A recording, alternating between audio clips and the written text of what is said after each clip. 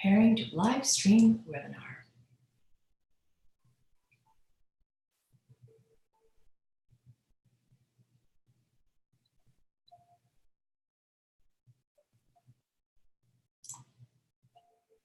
Hi, YouTube. I am here with spiritual teacher and quantum alchemist and healing facilitator, Suzan Smadi. And I am so excited to have her here today. I know you've been waiting patiently for me to come on today at 2 o'clock. So I'm here and I'm ready to answer your questions. We have a powerful topic today that we've kind of been, both of us have just been really observing, you know, the ways of ascension and the collective and this ebb and flow of energy rising and falling and things being energetically near perfect and then crashing and then near perfect and then crashing. And we wanted to talk about that a little bit and how this relates to some of the more fear-based issues that are being karmically cleansed and brought up to the surface for cleansing and integration in the entire human conscious collective. And that would be shame and unworthiness, any of those triggers. So we'll be answering your questions about what you're experiencing and these really powerful ascension energies. And we'll be discussing the concept of what we're experiencing and what we're observing as teachers. And I'm really excited to have you here today, Suzan. Thank you so much for joining me. Thank you for having me. I really appreciate everything. I love speaking to the public. A little fear comes up when we do that, but it's all good. We just walk through that fear. You know, you are one of the most powerfully authentic teachers that I know. So to even hear you say that right now with these waves of ascension that are coming is just so incredibly vulnerable. I mean, aren't you feeling waves of vulnerability coming through and being kind of like the universe is saying, you know, go big or go home, do or die, get in the spotlight or get out of it, like that kind of stuff going on, and how to find your middle ground in that. I don't do it very well, by the way, just admitting that publicly, but how are you finding these energies affecting your students and yourself? It's been an intense couple of years. So right now, what I'm feeling, I don't know about you, but right now what I'm feeling and what I'm, getting from spirit is that anything that was going on, any situation that was going on in like late 2016, early 2017 is coming up again. So that's the wave that's going up. So all these patterns that we kind of dealt with a little bit, but didn't really want to. So we kind of like shoved them in the closet again.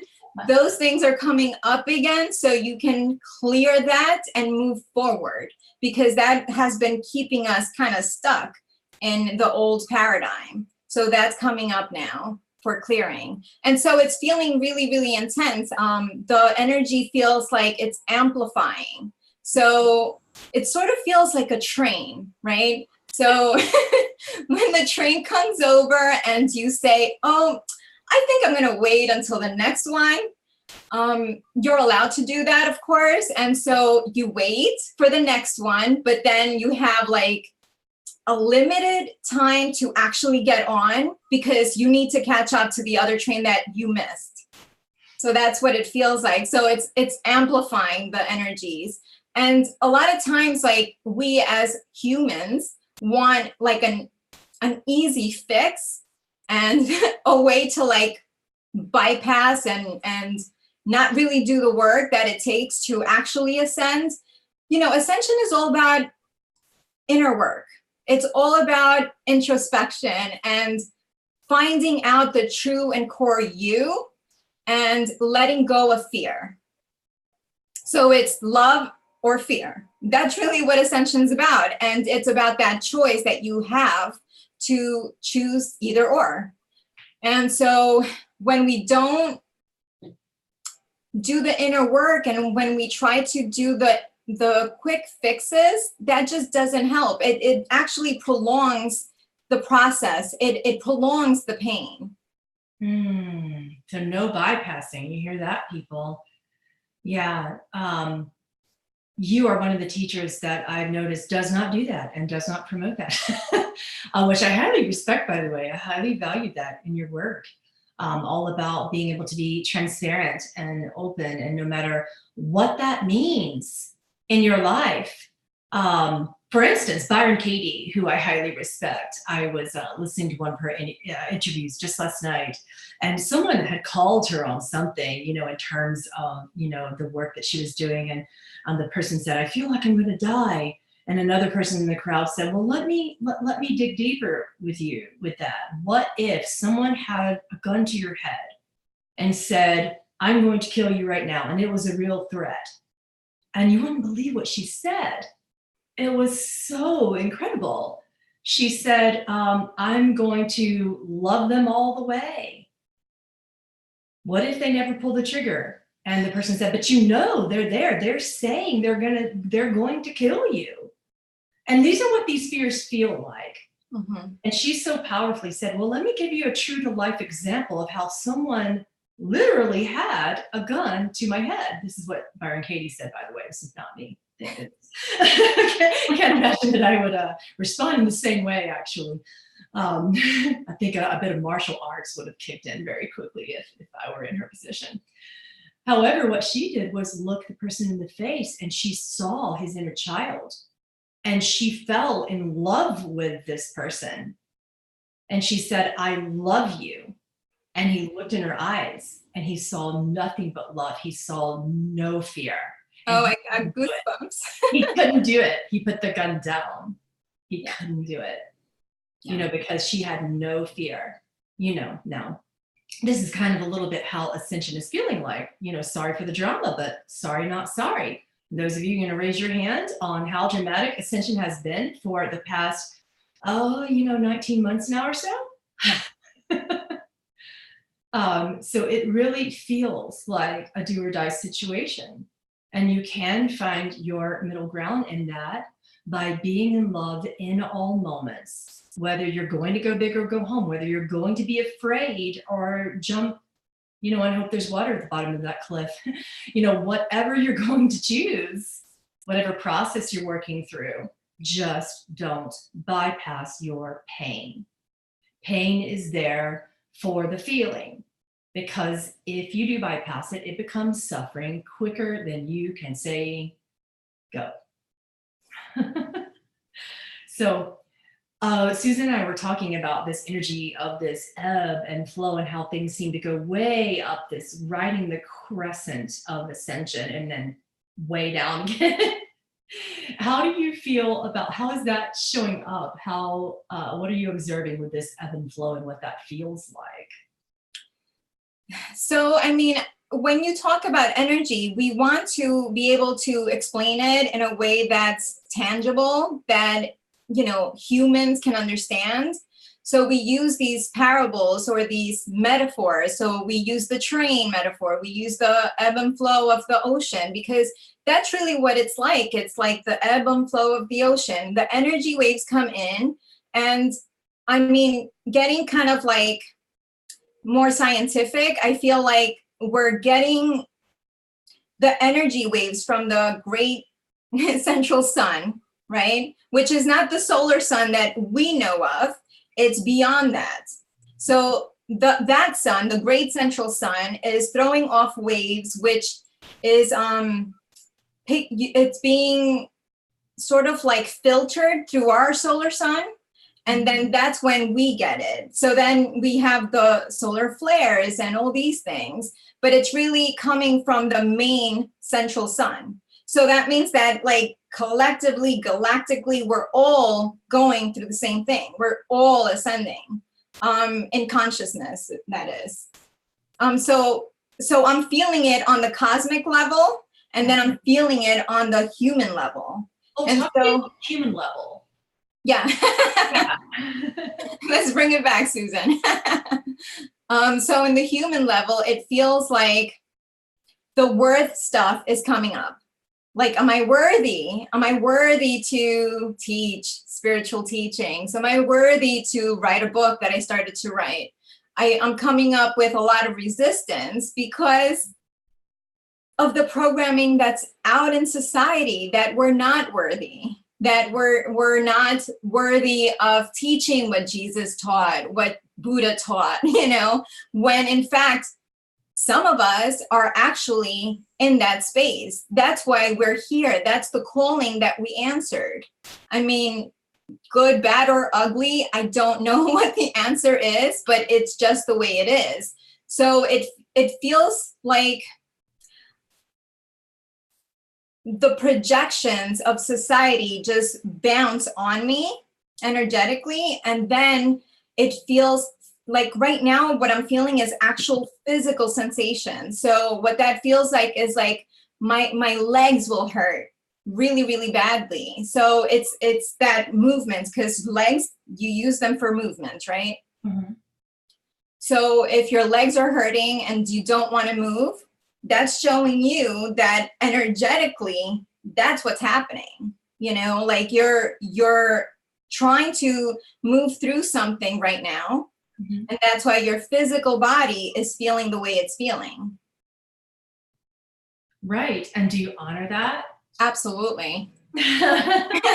But then, my ego starts playing games with me, and it says, but you're supposed to be writing right now, and you are supposed to do this and supposed to do that, and you're wasting your time by resting. And it's like a really difficult time to actually manage both, because as a human being, we will always have ego. That's what I believe, truly.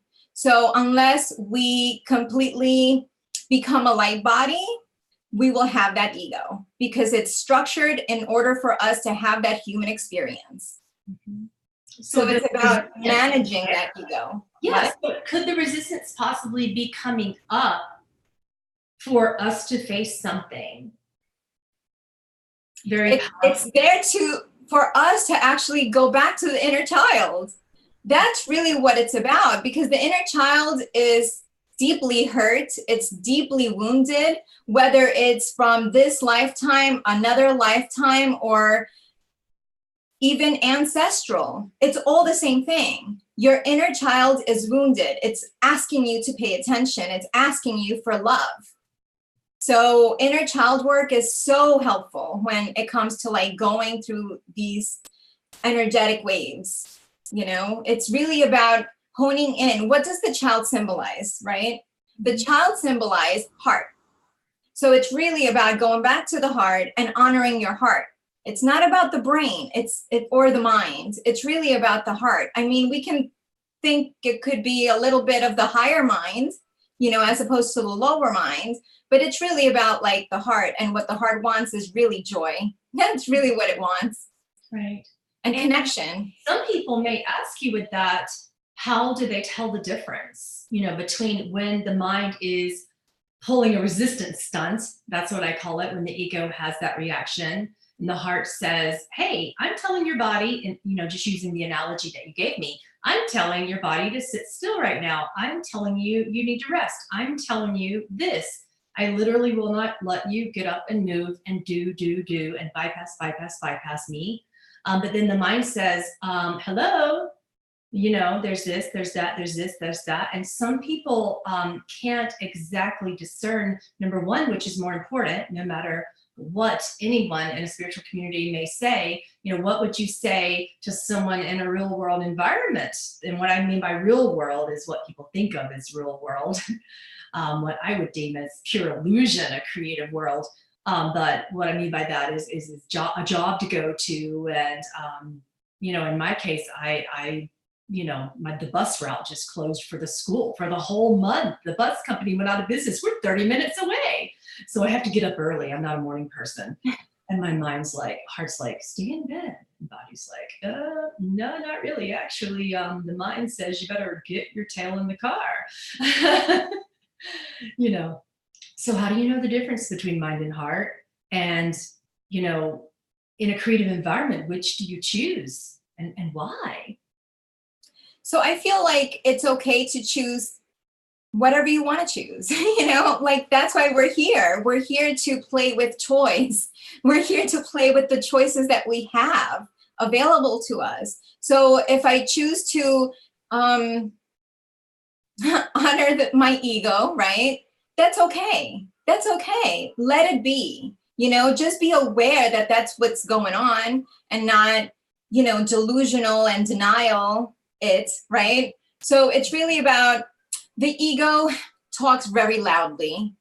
The ego has a lot of stories. It's like, you have to do this because blah, blah, blah, blah, blah, right? Whereas like the heart and the soul are very sure. They're just, here's what you have to do. So it's like inspiration. You know what inspiration feels like, right? It's enthusiasm. That is what you're looking for. Yes. That's the soul speaking. Yes. That's spirit speaking. It is not the ego. When you're enthusiastic, it is not the ego. So always follow where the joy is, because that is what your heart is. Joy. I agree. And I find that the ego will also try to pull you into learning based upon your past experiences, or based upon fear of uncertainty about the future. Those are two markers that I've noticed, that you can, bet your sweet butt you're an ego if you're doing that. So an ego also does not give you something to fear at all. If the response is from something that could be bad, that isn't even bad yet, and you don't know, that's ego. Or from something that was recently or forever ago bad in the past. You still don't know, and you're afraid of what? The only truth is the now and the higher self. When you're responding from your heart and your higher self, the response will only talk to you about what's right in front of your face. And it will not tell you to be afraid of it. It will tell you how to thrive, not just survive. Survival thought comes from ego always, hands down, no exceptions. And you know me, I rarely say no exceptions. If you have a thought that says, I must do this to survive, ego. Higher self doesn't give that kind of instruction. Higher self knows that death is not possible, that survival is not a struggle, right? Yeah. So it's just incredible.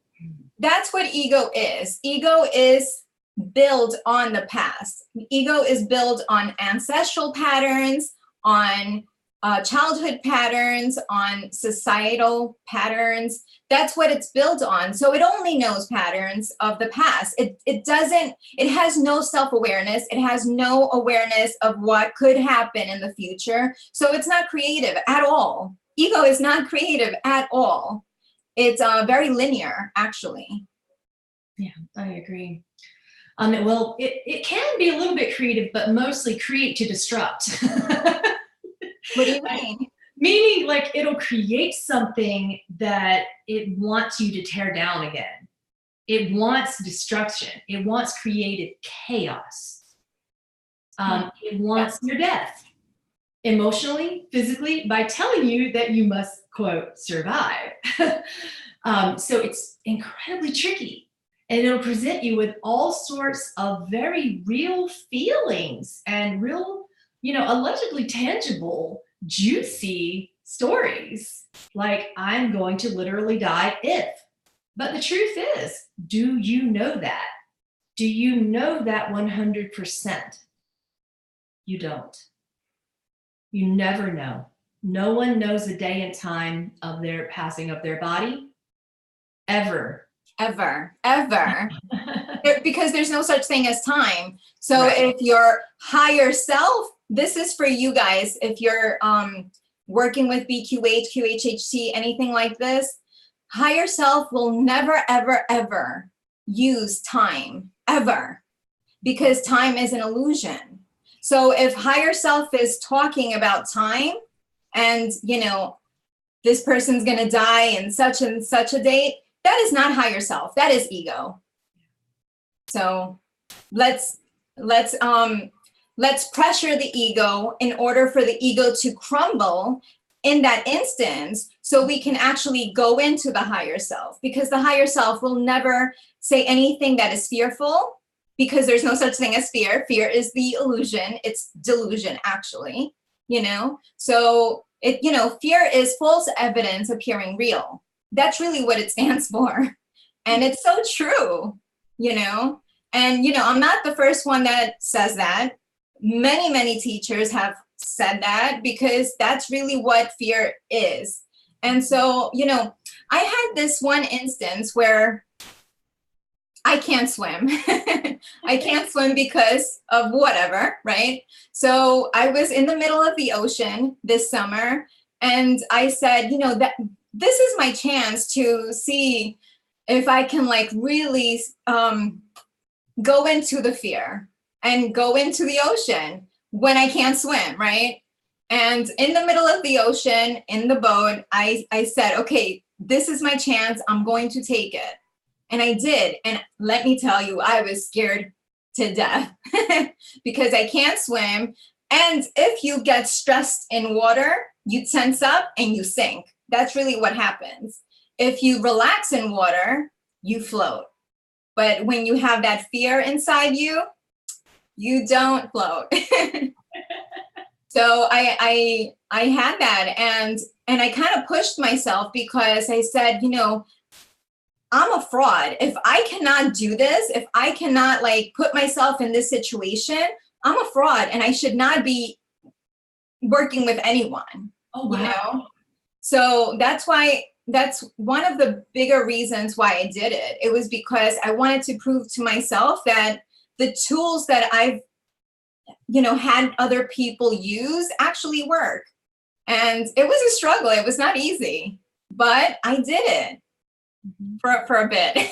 For a bit, she said. For a bit. I still can't swim. I still don't know how to swim. Maybe at some point I will. Did you jump in and tense up, or did you jump in and float? So it was, I did it twice. The first time, that was really hard. I had a life vest on, and the life vest actually made it much worse, because now you're dealing with your body and this life vest. So you know, the second time I didn't have a life vest, and it actually went a lot better. So I was sinking even with the life vest, and it's happened to me before. This is not the first time I've tried to be in the water. You know, back in 2004, I was on a cruise, and I had a panic attack because I didn't realize I was going to be in the middle of the ocean. Not like that. I knew I was going to be in the middle of the ocean, but I had this trip planned where I wanted to swim with the dolphins, and I didn't realize that it would be like 100 feet deep water. So I had a complete panic attack at that moment. And yes, it was filmed. The whole thing is filmed. It's somewhere out there. I don't know where it is, but yeah, it was lovely. Wow. And you know, you mentioned that belief, I am a fraud. That is a common one that I notice in a lot of my mentorship programs with very powerful teachers to be. And I say teachers to be only because they're not giving themselves permission to be teachers. Something that Yeshua says is that you only teach what you're learning. Mm-hmm. And all teachers are also students of God, and all students become teachers of God. And they are simultaneously working together, switching those roles as need be. We are always becoming teachers and then students, and then teachers and then students again in this way. And it's beautiful. There's no hierarchy within that. And you were one of the students of mine that I noticed right away was a teacher from day one. I'm like, okay, here we go. I'm not actually sure what I can teach you because you know everything. And the only thing we need to work on is your self-worth. And I believe that we spent like how many years working on that? You know, not what maybe a year and a half or something. And yeah, so then I became that student of self-worth. And then I would become the teacher again. And then we would exchange that process. And that's what it looks like with two teachers together, becoming students and then teachers all over again, and authentically, vulnerably connecting and sharing and exchanging those roles transparently. She never looked at me like I was some teacher that was going to come down and be like, oh, hello, I have a real life being. I'm going to help you now, little one. Never.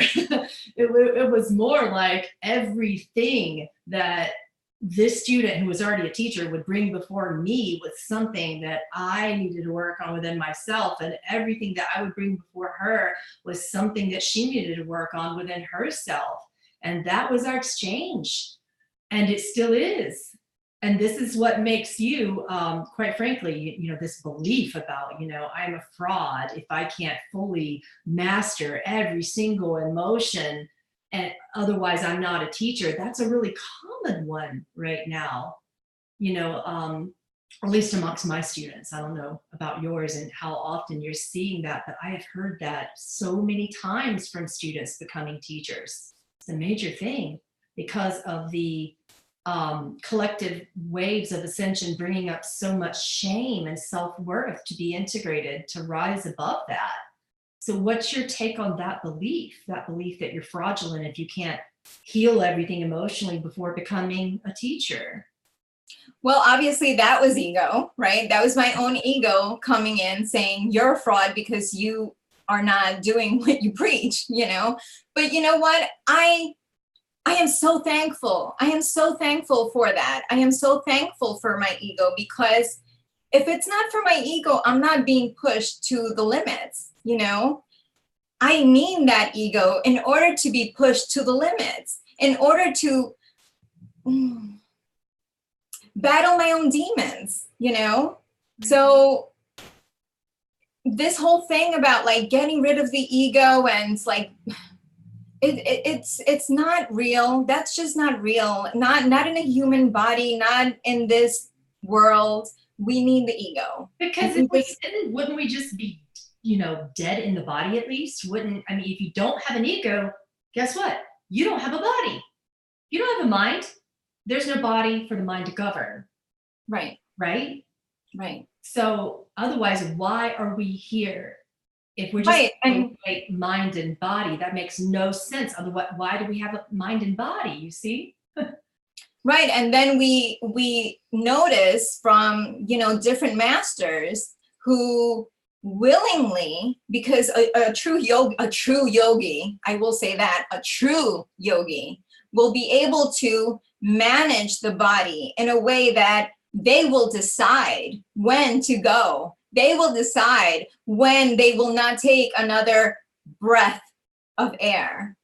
No more prana. They will decide when it's enough, and they will turn into a light body and truly ascend from this world, So I don't know. I just get a lot of triggers when it comes to people even calling themselves like yogis, when I don't really know if they actually know what yoga means, like, I don't know if they actually mean that yoga means union, So are they really united within themselves? Then, and only then, can you truly profess to be, a yogi. In my opinion, that is, humbly. True. And in the Western world, we can ask our listeners right now. I'm watching your chat, people. So what do you think yoga is? We're happy to discuss that. I've noticed that a lot of my students think that it's primarily asana. There's so much focus on asana, which is the movement, the flow, all the different poses, That's very superficial, if you ask me. Right. Nothing wrong with that. You have to manage the mind. So the breath manages the mind. The mind tells the body how to manage itself. And this is how health occurs, because of breath, because of prana. But there are 8 limbs of yoga. And here in, the Western world, especially in the United States, I'm observing that most people think it's about sticking your ass in the air and doing a downward facing dog and then rising again, and, all of the sun salutations. So I do attract a lot of true yogis, which makes me incredibly happy. I get ecstatic to work with yogis and shamans in particular. So do you think we're ready to take some questions? Oh, sure. Yeah. Yeah. Okay, guys. You can just keep your copy and paste handy. We have a lot of people here today, and if I'm not seeing your questions, and if Suzan isn't seeing your questions, scroll through chat. Just do it again. Yeah, I'm actually not seeing any questions, so. Yeah, no, they're there in the chat on my YouTube channel, but let's start with a question from Lucia. Oh, speaking of shame and self-worth arising in the collective right now, the question is, how do we heal our relationship to money and how we make it, or why we make it the way we do? She said, I know it's sort of unrelated, but there is a lot of money shame, or people being ashamed to be poor. Ashamed. I would say people are ashamed to be poor, and people are ashamed to be rich. Yeah. There's a lot of shame when it comes to money in the collective. I feel that is a true teacher to, I feel everything is teaching us, right? So to be taught by money and what money symbolizes, I think that's incredibly powerful. And so I was one that would, do these services for free for a long, long time, for like most of my life, actually. And it would actually drain me because guess what? Money is an energy just like my energy, right? So it's like when you go to a doctor, a true, MD or DO, whatever, do you ask them to see you for free? I mean, unless they're doing pro bono work, right? But they need to be able to survive too. So we set these price tags. They're very, what are price tags anyway? It's I don't even. Value systems, I guess, right? What? Value systems. Yeah. They're value systems, right? So you have to think about, like, do you value yourself? Do you value what you're offering? Do you value the services that you're providing? How do you value that? Do you feel like $1 is enough? Do you feel like $100 is enough? Where do you stand in the self-worth when it comes to valuing your time and your energy? It's not about like helping people or not helping people. Obviously, I want to help everyone. I want to help the world. But before I do that, I have to help myself too. If I can't provide, a roof over my head, if I can't provide lighting, if I can't provide the basic necessities, I won't be able to help anyone. So in order for you to be able to help others, you have to help yourself first. You have to put that mask on you first before you're going to pass out if you try to like put someone else's mask, when you're going down with the plane, Where did that come from? Well, it probably comes from the analogy that Spirit's giving me. I got the same vision in my head about, that rule that they have on airplanes, please put your own oxygen mask on first before attempting to place the mask upon others. So that is this fear that people attach to money. What if you attach something else to money, like freedom and health and support? What if money was not attached to lack and survival mentality? So in that lack mentality in the human conscious collective, it comes up with worth. People attach their money, their jobs, their actions, their goals, to their worth. And worth isn't about what you do, what you create, what you say. Worth isn't about anything external at all, for that matter. So as long as there is a conditioned program that's prevalent in the human conscious collective that states your worth is your job, your worth is how much food you can put on the table, your worth is this, that carries over into every relationship possible, whether it be with ourselves or another being. Doesn't matter what kind of relationship. And then another thing that I've noticed is that in that lack mentality that creates all of this collectively, so many of my students are coming to me saying, well, I can't go do what I love and get paid what I'm worth because I have to survive. So going back to that. So I must keep this dead and ridiculously draining job. And then they keep that mentality. Not to say that you're going to do something rash and ridiculous and ignorant by saying, I'm going to quit my job and have no food and have no lights and all these things like what Suzan was talking about. But what if you shine the light into that darkness until it's simply no longer dark for you? You know, I've done this. I've held regular jobs, surprise. You know, as a paralegal in a corporate real estate firm for 5.5 years. I was a really crappy paralegal. Dad, the only thing I did well was pour people's coffee, give hugs, and give psychic readings to my boss. Oh, and I typed fast. I could type really fast. So a lot of people had me like doing different letters and things like that really quickly. And I could deal with a lot of stress. So, you know, I could get things done quickly, but I was a terrible paralegal in terms of organization and getting the documents ready before the closing and all this stress-based stuff. But I was good to give a hug. You know, but the thing about that is I capitalized on my strengths, and my strengths are compassion and acceptance.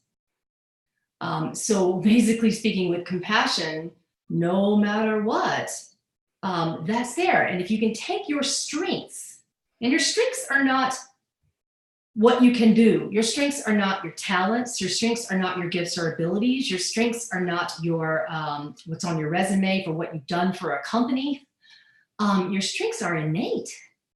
And if you can take your emotional strengths of how you make yourselves and the world feel better, that is emotional strength, and apply it to yourself and others in that position, before you know it, in no time, you're going to align yourself to the correct career. That's the most next believable step. That's what we say in the universal law of specificity.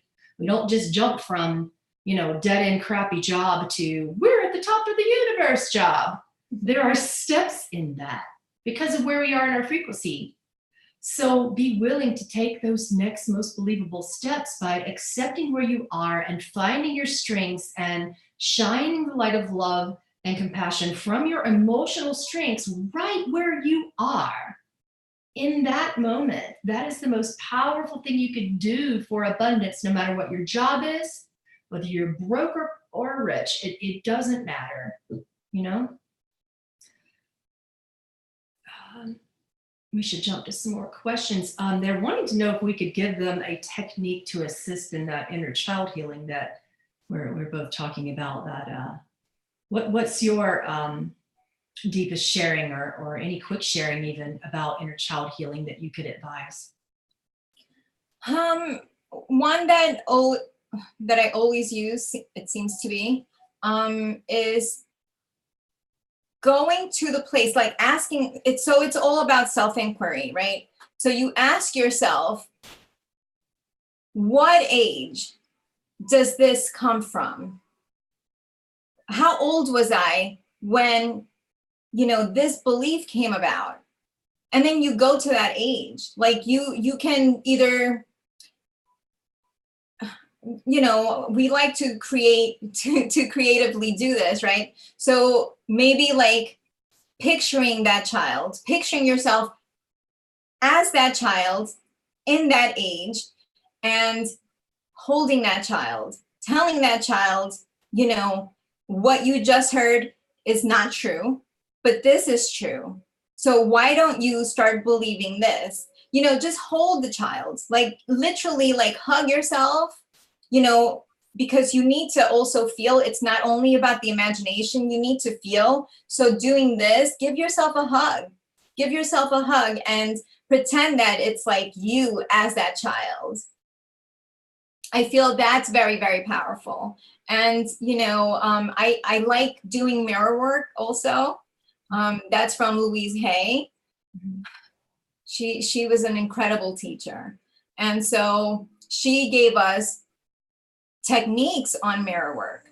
And so looking at ourselves in the mirror, straight in the eyes, and like telling ourselves, well, you know, telling your reflection that you love him or her, right? That's very powerful. and asking, while you're in the mirror, asking yourself, like, show me, where did this come from? Where did this belief come from? Where did this worth issue come from? And then allow whatever comes in to guide you. Because you know, everyone's connected, everyone has guidance. And if you're willing to listen to the guidance and ask for the guidance, it's there for everyone. I like that because it's one way to get really real with yourself. You know, to just feel what you're feeling and to allow what you're feeling to arise and then to love that. How I do that particularly is through inquiry as well. And in one of my more recent sharings on YouTube, you can look at my video a few weeks ago, just a couple weeks ago, about anger. And there's an acronym that I use to help remember this process, and it's called HISS. If you think about it, that's what a snake does before it strikes. It hisses, it doesn't strike right away. So when you're finding that you're in that moment emotionally of wanting to hiss, whether you're angry or not, whether you're sad, I call hissing complaining. Complaining can come in many forms, but primarily, you know, this is what, you know, the main beings I channel, Lilith and Halal, call judgments. And judgments are there to help you look deeper within yourself, to question a belief that is not helpful anymore in your body and mind. So you would ask yourself, where is my judgment? So identify the story. What is the story? You know, I am feeling blank about blank, or maybe it's a person with blank, put in their name or the circumstance, because blank. So we can all do that together today if we want. You know, I'll just give you a simple one that I'm upset with right now. I am feeling frustrated with the furniture company because they're making, you know, my child not be able to sleep in his bed, right? So that's the story. You know, the bed is late because it got lost in some Labor Day delivery, right? So he's sleeping on the mattress on the floor right now. You know, new house, bed missing, right? So I'm sitting here and, oh, we're going to do it this weekend, or, oh, we're going to do it that weekend, right? So you ask yourself, and this is the H in the HISS acronym for this technique, how have I given meaning to this story? Or how have I made this story important to me? I've made this story important to me because I feel responsible for his comfort and his safety. And I am not a good mom. That bed's not here soon. I am not a good mom. That's step 2 in the acronym, the I. Where is the I in this story? Well, I just identified it. I am not a good mom if this bed is not here on time. Step 2 and 3, SS, you can put them together. What is a more simple story? Notice that judgments are incredibly complicated. And the more complicated the story is, the more you can rest assured that it isn't true. Okay? So my more simple story is, I would ask myself, is it true? Well, no. Me being a good mom has nothing to do with whether or not his bed isn't here. He has great mattresses. It doesn't matter if they're on the floor right now. He doesn't care, so why should I? And that's the truth of it, okay? Just no correlation. That is an ego thing, and you can identify it as an untruth because there's a fear or a shame associated with it. If there is a feeling of fear or shame, it is not true. So when you ask yourself that question about it, is it true? That's how you know if it is or if it isn't, no matter what your ego is trying to tell you. Because truth does not lie in shame or fear or lack or any sort of derivative of fear or shame or lack. So I identified that it wasn't true. What is a more simple story? Those are the final acronyms in that. And right now, when I sit with that, the more simple story is, I am a good mom now. I love the now. If you don't know what your story should be, you just look at it. Right now, in this moment, am I being a good mom? He's at school where he should be. Actually, he just got out of school, or the bell's about to ring in a few minutes, and then he's going to some other class that he should be for an after-school activity that he loves. He has food, he has love, he has connection, he's brilliant, he's happy. I am a good mom right now. That is my more simple story. So if you don't know what a more simple story would be in this acronym, say something positive about it that you can believe in your now moment. And that will help you. Thank you. I think that's Flavia or Aaron that's linking the YouTube. Whoever just linked the YouTube for his process. So, next question from Elaine. How can you stop yourself from feeling the energies of others, such as balancing the empathy and learning the difference between their and my emotions? Yeah, your face. I love it.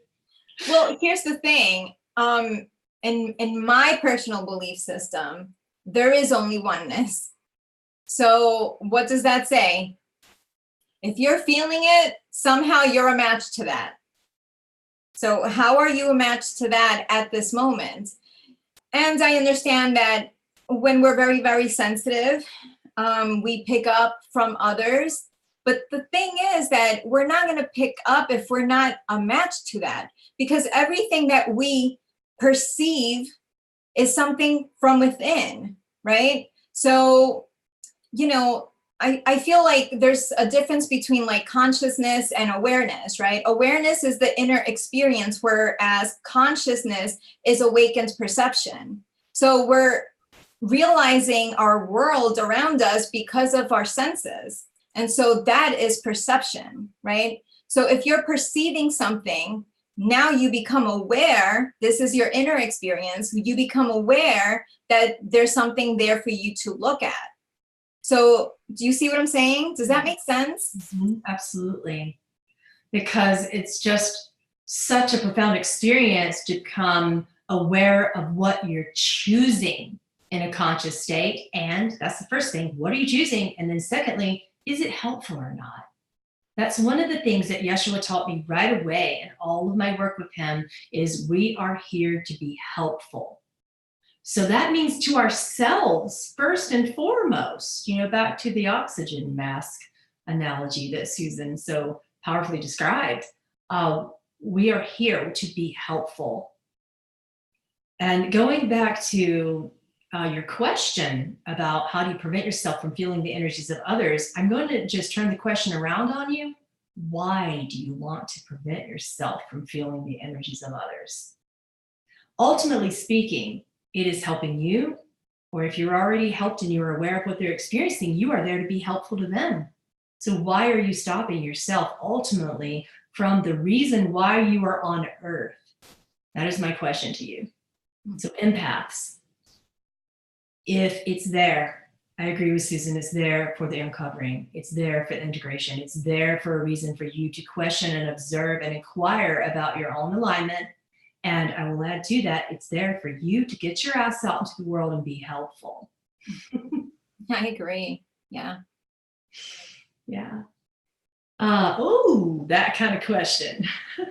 This is one of these questions where I just toss it off to Suzan. Our next question is, how can we heal addiction?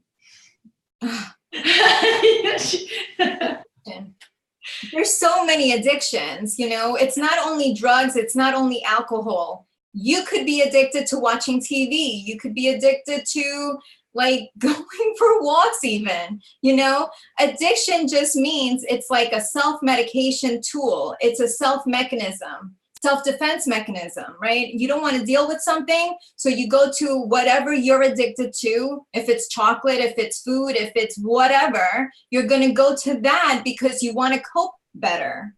So in order to cope better, be one with yourself, listen to yourself, question yourself, get rid of these belief systems by asking yourself where they came from and then healing that in the now.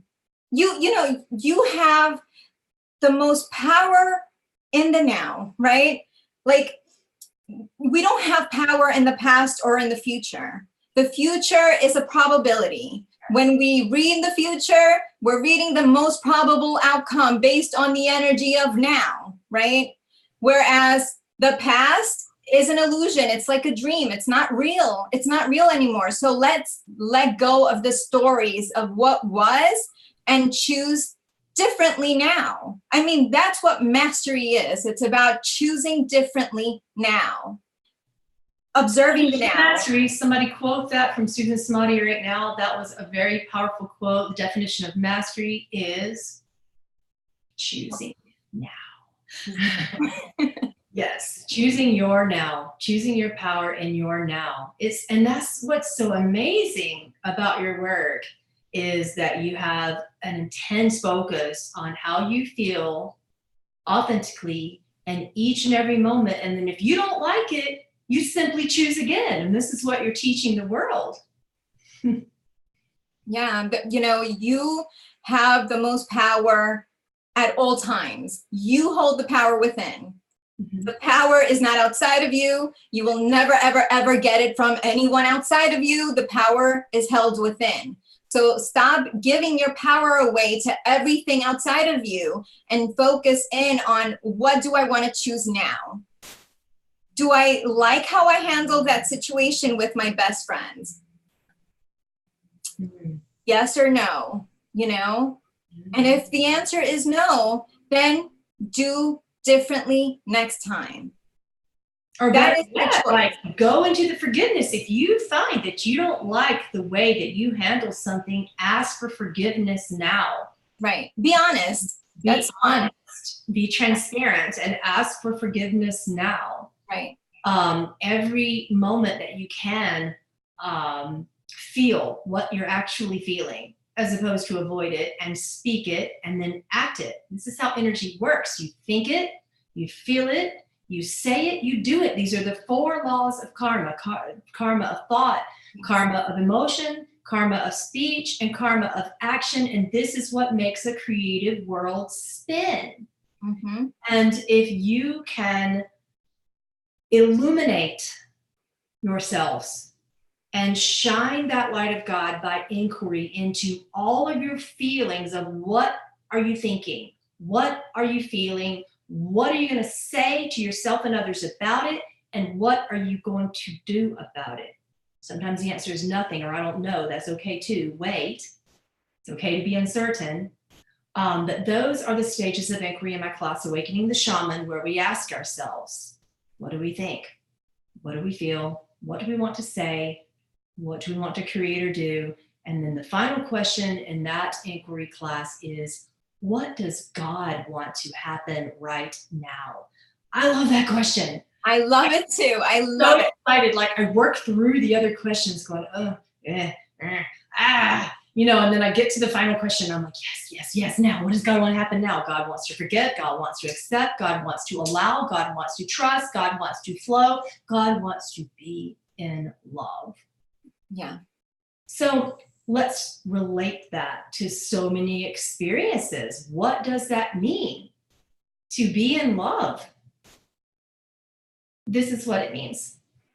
First and foremost, you must be able to see love in all things, all beings, all circumstances, in all moments, past, present, and future. And if you can't love every circumstance, every action, every event, you are not in love with yourselves. And if you are not in love with yourselves, you cannot be in love with anyone else. So when we're talking about all these things, particularly in New Age communities like twin flames and all of these things, okay, it won't work.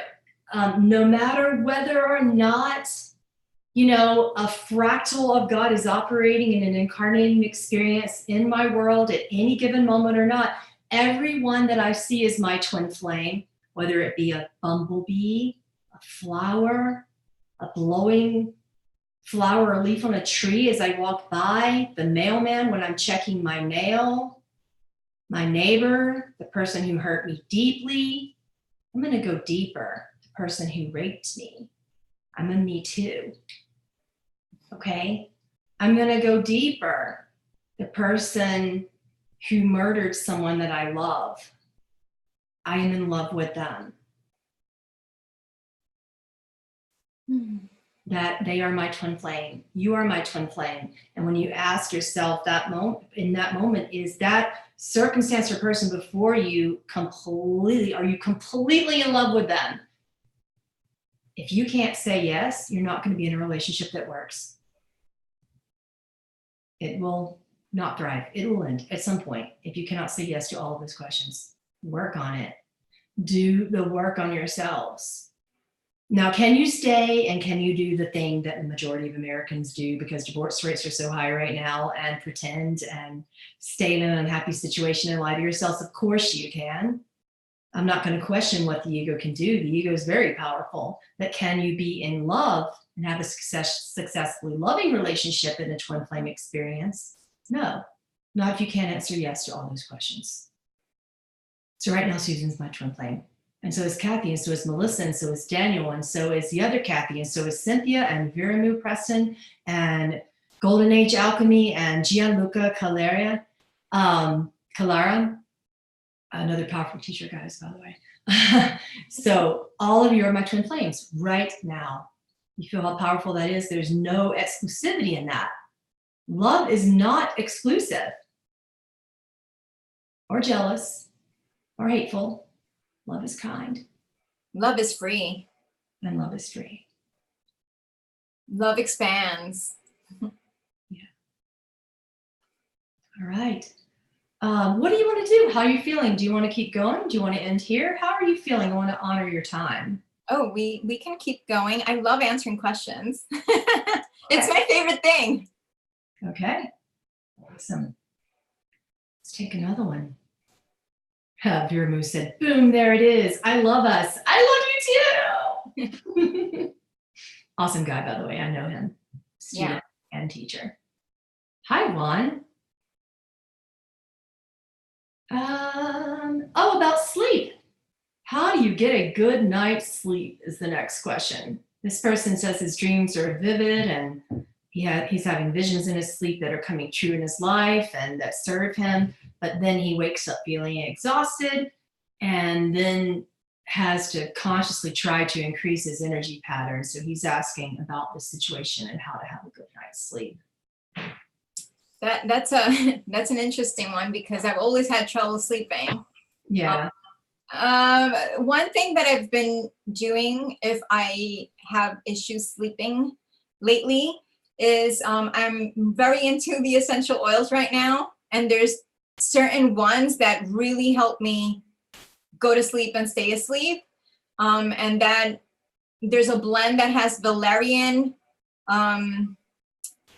ruta, I think it's called, and lavender. That helps me tremendously. Also, breathing and reciting some sounds in my mind while I'm breathing puts me right out. And those are the best nights that I get, sleep when I do these things. Yeah, me too with sound, connecting to what I call divine sound current. And for me, sound is God. And when I'm listening to something, it's just God. It's so peaceful, so loving, so ultimately pure and graceful. So this is why I began to, as a little girl, hear these sounds that I couldn't identify. And at first I thought it was, languages from other worlds. And I thought various things. And I'm like, wow, it's beyond language, because language can become conditioned patterns beyond that. It was just unidentifiable sounds. Now I realized that there were some sacred texts in the world that happened to collect those sounds and use them wisely. So I do this practice called source tones. It's very similar to transcendental meditation. You have a tone that is your sound, and I I hear my sounds, I hear other sounds. That's primarily how I work, is not necessarily by vision. Most people assume it's clairvoyance. I can't see. I am almost legally blind. It's ridiculous. Like, I train myself to stare at a certain spot on the computer to make you think I'm looking, but I'm not looking at your body. I can't even see your body very well. Something else that I'm seeing, and I don't see it until I hear or feel a vibration. So I am completely like an auditory vibrational person. I won't see unless I hear something. So this is called, what did the doctors call that when I was a little girl? Synesthesia. It's a very unique way to learn. So what I do is I just hear sounds and I repeat them in my mind. And then I sing them because I love to sing as well. But when I'm just trying to sleep, I just repeat them in my mind. And this works with mantra. You know, anything with sacred text. It works with binaural beats. I love the binaural beats and isochronic tones. I love the YouTube channel NU Meditation. They're some of the best with isochronic tones out there right now, and it's free. And they have an 8-hour lucid dreaming thing. However, that may not be advisable for the person who asked this question, because it looks like he's already powerfully a lucid dreamer. So I would say more maybe a root chakra one, or something a little more grounding. You need to honor the mind and the body a little bit more, maybe some pranayama. You know, that's the branch of yoga where you're focusing your breath and directing your breath to calm the mind, because an active brain can creatively cause all of those visions. And then you're really powerfully so expressing in those visions that you're not really honoring being grounded in the body, and therefore your brain isn't really resting. This is powerful with many clairvoyants. And I just, because I don't see in the way that people normally do, my clairvoyance isn't that way. So no matter what I'm seeing or experiencing when I'm sleeping, my body's out like a light. Like, I don't toss or turn or anything. I'm just flat out sleeping, you know? Yeah, I'm pretty much the same way. Yeah. It's sort of like I'm dead. Sometimes I used to like sleep like this, like a vampire. It was funny. Yeah, I sleep on my side like a baby, curled up in a little ball. You know, it's very interesting, you know. And if anyone's sleeping with me, particularly my little daughter, like, I will put my hand over her head and hold it. It's this interesting little thing that I like to do. I don't know why, but it's a connection thing for me to like touch someone's head or their heart. You know? So that's what, you know, my little baby girl and I, when we sleep every night, we cuddle like that. And we don't wake up, but that's how we sleep. And we sleep really well most of the time, unless emotions are involved.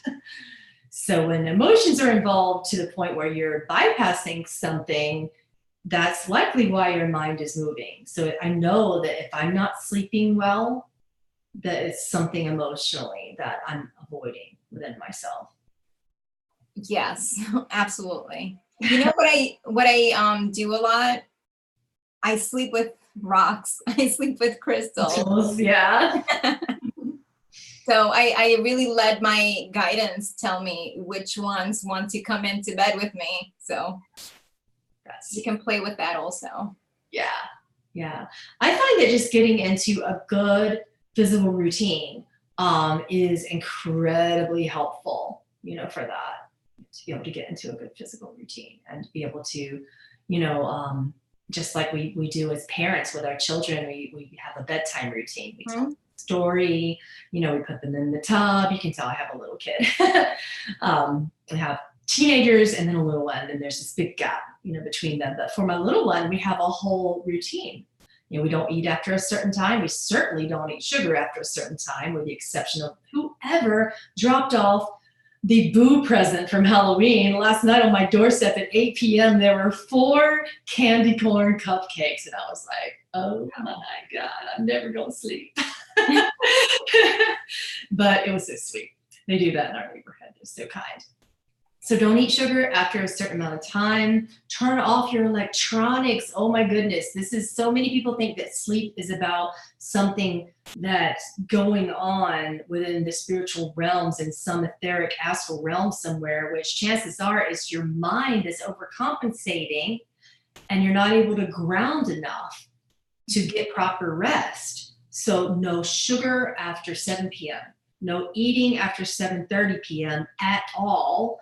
And I broke that rule last night and desperately regretted it. Took a long time. What else? Try to get into your routine. Water, a bath or a shower at night is really powerful for cleansing out the aura and preparing the body for sleep and preparing the physiological, to sleep. Why did YouTube modify that comment? She said, kill your Wi-Fi router. I'm like, that's not a violent comment. YouTube is so weird. They're getting so strict these days. Yes, absolutely. Turn off your Wi-Fi router.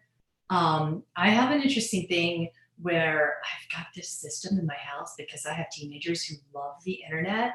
And the system is called Amplify. So those of you kids, take notes.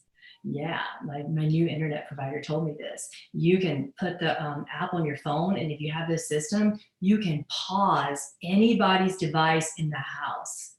So I give my kids 30 minutes. I'm like, you're going to bed in 30 minutes. And I notice and I look and see if they're still on, and I'm like, click. So I do that for myself as well. I turn my own Wi-Fi router off. I turn the whole house off, So turn off your Wi-Fi. Meditate, please. Whatever your meditation practice is, meditate before you sleep. It's really incredible to tone down the mind. And if you don't meditate, read or listen to a meditation. And depending upon what you're reading, if you're reading something peaceful, this can calm you down. Okay, so it's just about that routine. Sleep is about taking care of the mind and the body. It's really that simple. Mm-hmm. Garbage in, garbage out. You're not going to sleep if you keep putting garbage into the brain. The brain just kind of freaks out and goes, I'm awake. Hi, I'm here at your service. I also like to keep journals around me close by. So if something comes up, for me, this happens a lot. Something comes up when I'm trying to sleep. It helps to just write it down, jot it down. So I'm like, okay, now I can relax, Yeah. Well, I would like to go for about another 10 minutes, if you don't mind, if you're good with that. Yeah, I'm good. And you can continue to answer questions if you want, or we can put everybody on pause and go take a water break. What do you want to do? I need a water break. My water's in. That would be good. Okay. Water. So I'm going to kill my camera and mute everything because I've got some neighbors' kids at the door who think that my kids are home. So I'm going to let them know they're not, and I'll be back, fill up my water. We'll be back in about 2 minutes. See you guys soon.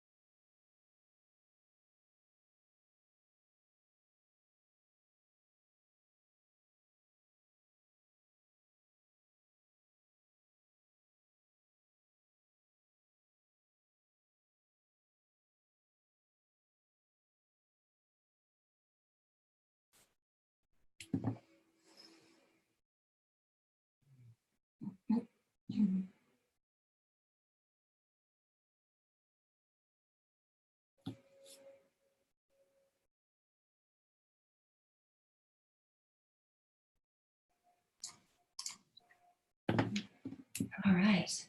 think Susan's coming back right now. We came back at the exact same time. Isn't that cool? Cheers.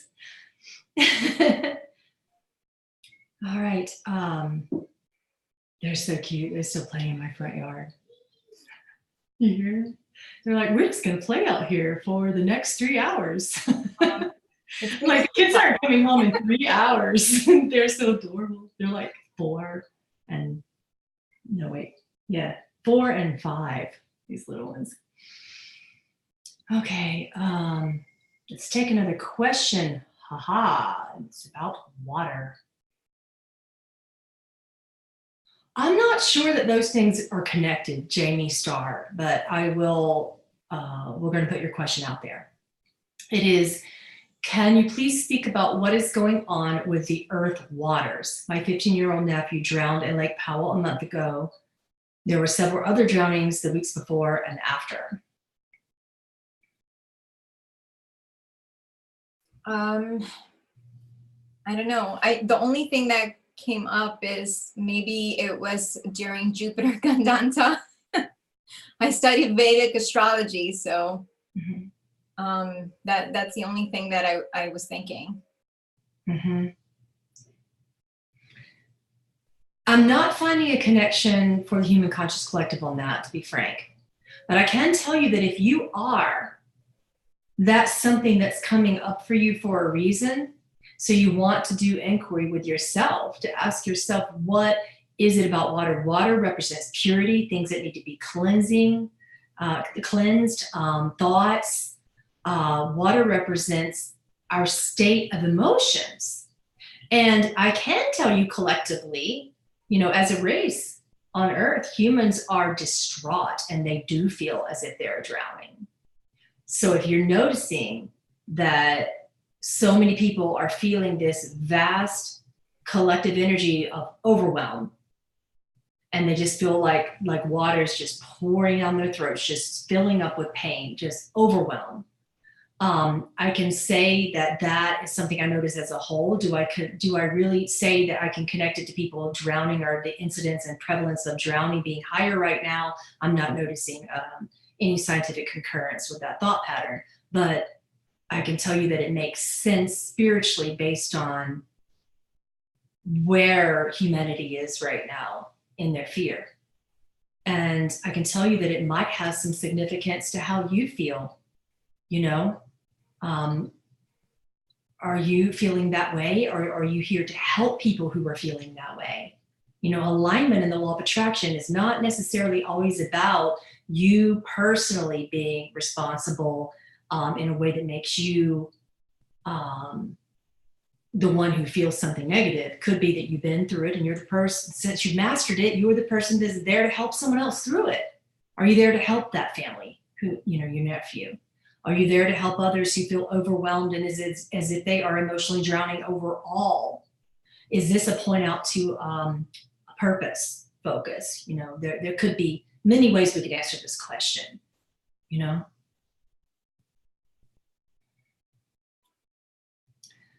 We got about 6 more minutes. Is Reiki Christ conscious energy is the next question. Absolutely. Absolutely. Hands down. I completely agree. You know, it's alchemy, very ancient sacred symbols. And you're connecting to source. You're connecting to source light. How could that not be Christ consciousness? Well, let's go deeper. Let's expand upon that.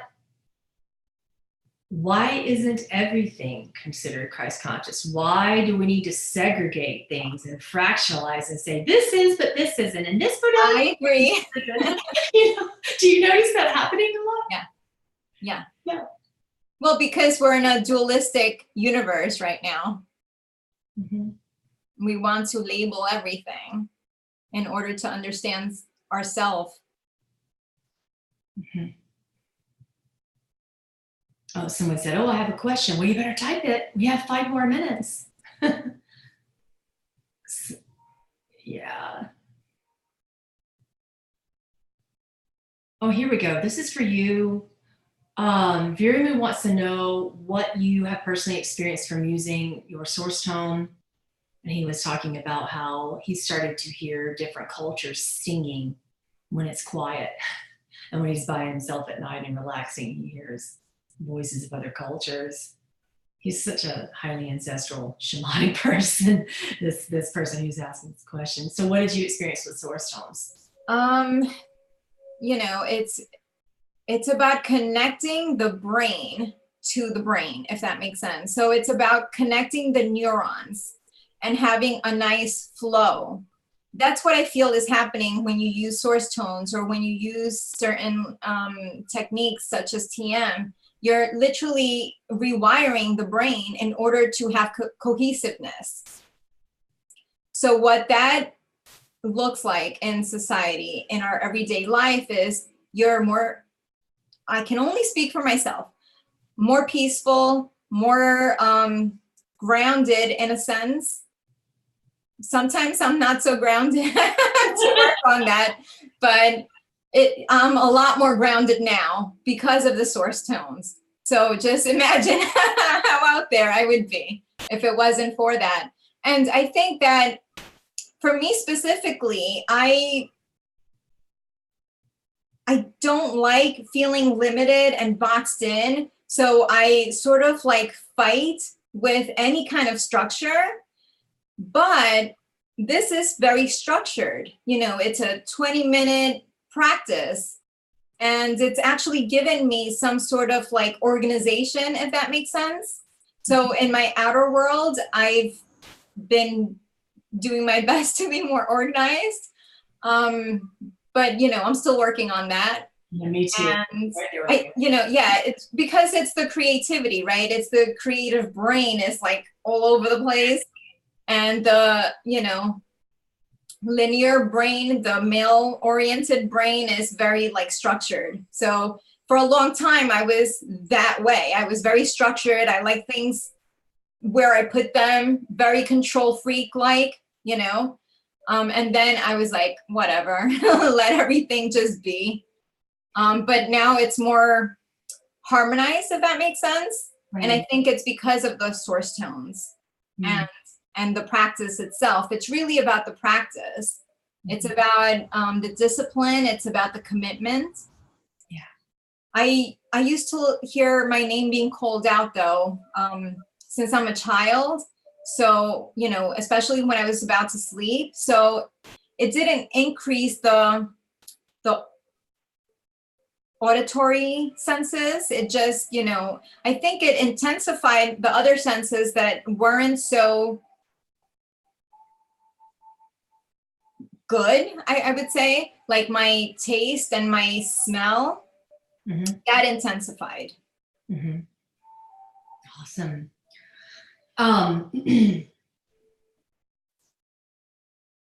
Do you have any exercises for discernment is the next question. That one I feel like is about connecting to your heart, connecting to the emotional system that you have. That's how to discern, Again, with discernment, the ego comes up to play, right? So it's really about getting honest and true authentically with yourself and see how you're feeling, because the feelings are the ones that will guide you. Whereas the thoughts and the programming of the ego are not going to guide you at all. They're not going to guide you anywhere good, but they're going to guide you somewhere, just not somewhere. Yeah. Yeah. So discernment really is about connecting with your emotional system. It's about connecting to the heart, to the emotional system, because it's the very subtle energies that you're picking up on. So you're like literally tangibly feeling it, but you're feeling it through your emotions and through feelings. Absolutely. And then I'll let this be the last question.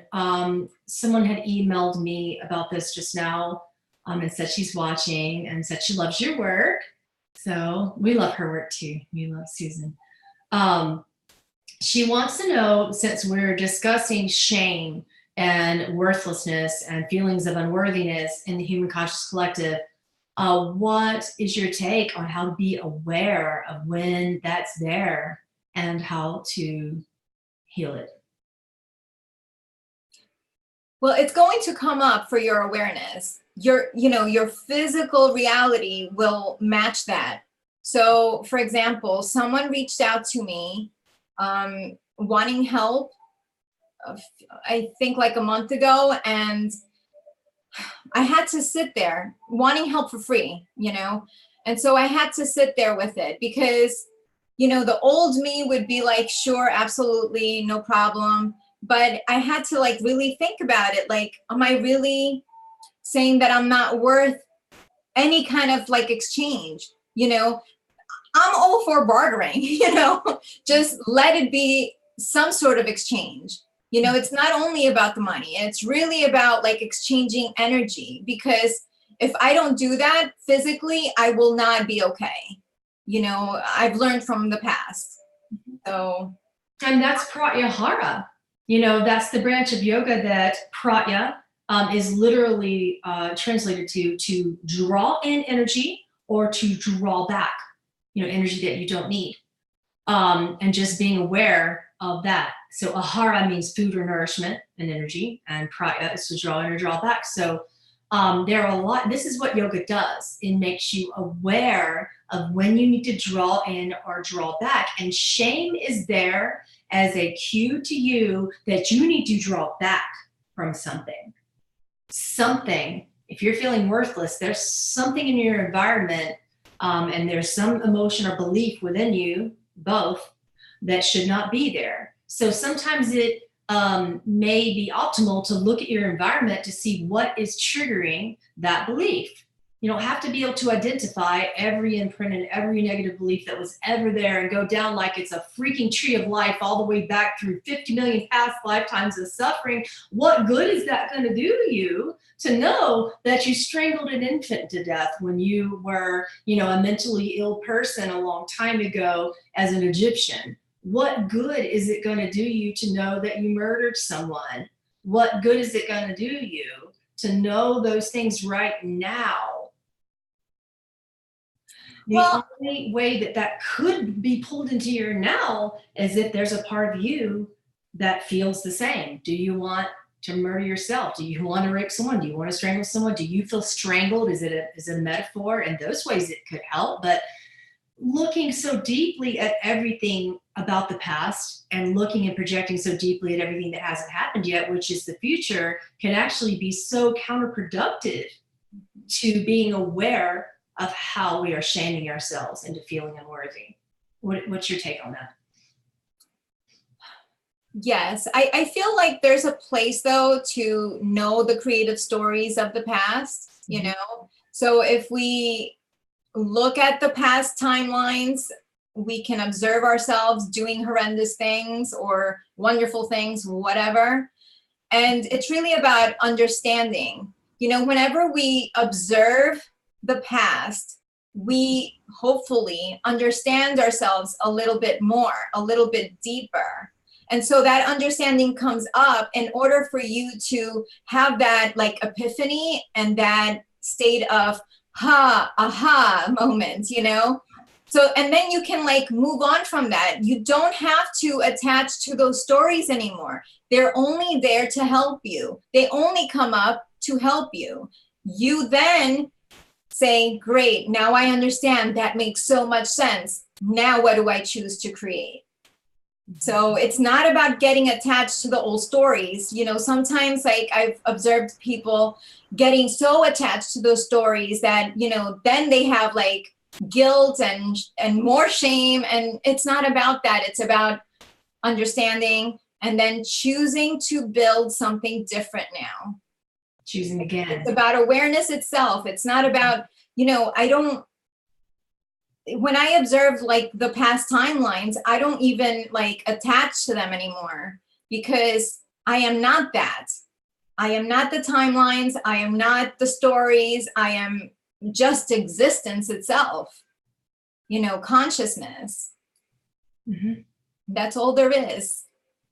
I find that everyone seems to creatively respond differently. It seems to be about 50-50 from my observation of students right now who come to me for shamanic journeys. So when we do the quantum alchemy process, there is a lot of shamanic journeying whenever people have a belief that it could be from a past lifetime. We don't deny what the ego believes, but since the past isn't real, we just are simply aware that the ego led us there, and we utilize that. Now, about 50% of my clients currently right now seem to be gaining benefit from that once they say, oh, I see why. I'm ready to let go. And now here's the flip side. There's another 50% of my clients who are going, okay, well, I also had a dream of another lifetime, another parallel existence where I did the same thing, and another one, and then they create another one, and then they create another one. And then before I know it, they are addicted to the story. And it seems to be about half and half. So I can't really claim benefit or detriment fully. It's just all about where you are creatively. And for me personally, I can say that my now moment is what's most powerful. My lifetimes show up in my face all the time because clients come to me and they're like, I know you. But I was never one to say, I am this person, I am that person, and I did this and I did that. Because for some reason, I love my now so much that I kind of just don't care.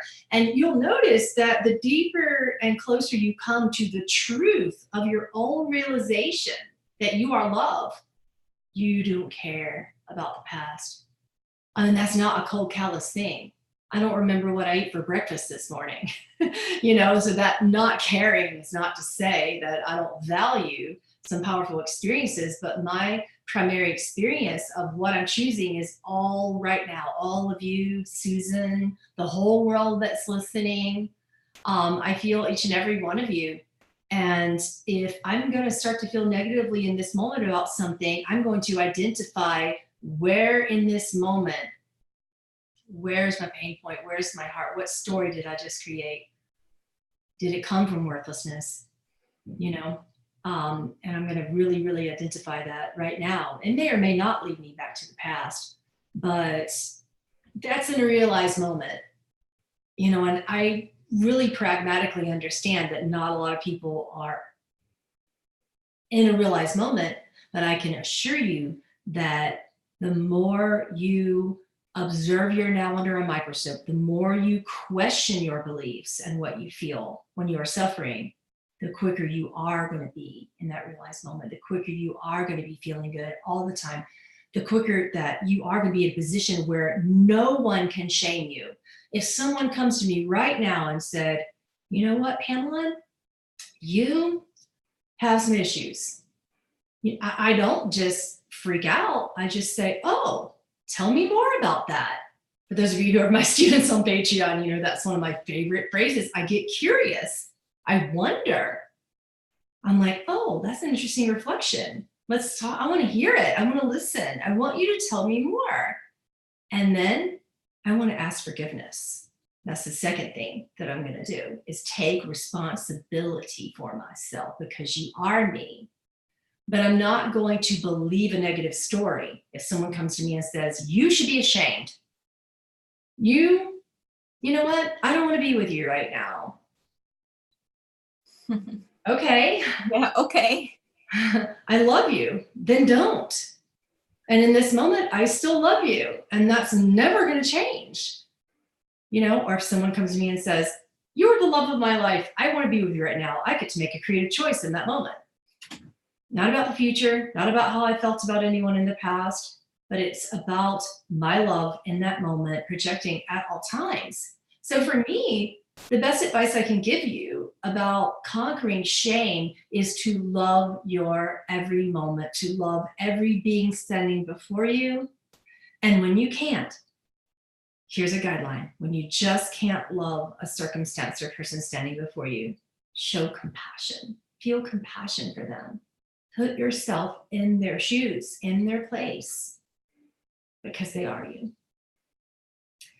So guys, powerful work here with Suzan Smadi. This was an incredible interview. Thank you so much for coming on my show today. I love to just share my most beautiful teachers that I know with the world, and you're right there at the top of them. And I just respect your authenticity and your transparency, your powerful alchemy teaching so much. I respect you because you just don't go into every single teaching and say, it's this or it's that, or it's, you help people get back to their own power.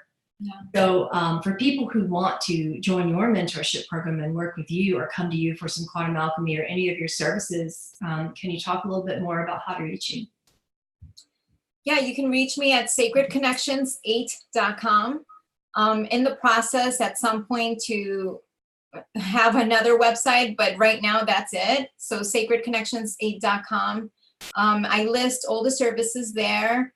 If you want to reach out, if you have questions, I'm more than willing to answer your questions before booking a session. So I'm very open to connecting with anyone and everyone. Awesome. And I just want to thank you, Pamela, because you really are an authentic teacher yourself, and you're such a beautiful reflection of us, I feel. You're making me get all cry. Yeah, I've been crying today, like the drop of a hat, for like no general reason, but joy crying, not sad crying, just joy crying. So, and guys, you can find me if you want to mentor me personally. I'm going to be still doing mentorships for the next year throughout 2020 only. And then you'll be able to join my tour and hear my teachings all around the world. So we're starting out in some powerful places. Particularly, we're coming back to London. Surprise, London. I loved it so much that, for those of you who saw me with the beautiful Stuart Pierce, had his workshop the day after mine there in the same student center in London last year. You're going to be able to do that again. I would love to collaborate with him and see if we can get our workshops around the same time again, but I haven't talked to him about that yet. So way to put him on the spot. I'd love to go to that one for sure.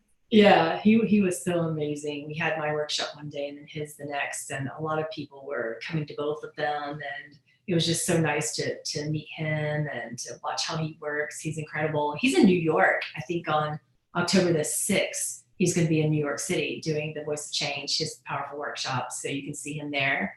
Yeah. And just don't miss it. He's just so incredible. And he's also, I think, coming up somewhere else. I forgot where else, in North Carolina or something. He's touring the States right now. So maybe once he gets off his tour, we can do some more work. Yeah, and you can find me as well on PamelaAaralyn.com if you want to join the mentorship program. And if that's a little bit out of your budget, I completely understand. We do group mentorships at patreon.com/Pamela Aaralyn. And we've got some powerful teachings there this month. We decided to channel Alan Watts. Wow, that's awesome. I know, and he was so funny when he was coming through. I asked him what the subject matter should be, and he said, I don't like to curse a lot. And he curses a lot, so I feel like I'm dealing a little bit with Robin Williams again, kind of like that. But he said, how to get that over yourself. That is the name of his channeling. I love it. This October. And I asked him what he meant, and he said, well, I don't mean it harshly or abrasively, dear one. This is what he calls me. He said, I mean this by the little self, how to get over the ego and how it's constantly blocking you and keeping you angry and keeping you and keeping people disidentify and cut off from love and oneness. So he wants to teach us about that, about how we take life too seriously and how we take pain too seriously, and how to stay in joy and how to stay in humor, and how to really understand, what life is about as opposed to focusing on what it isn't. So he's coming up really, really soon. About mid-October is when I'm scheduling my channeling with him. And then we've got a whole list of powerful classes there as well. So thank you. And I will see you again soon. Suzan, stay with me for a minute while I end this podcast. And thank you, guys. I'll see you next time. Namaste.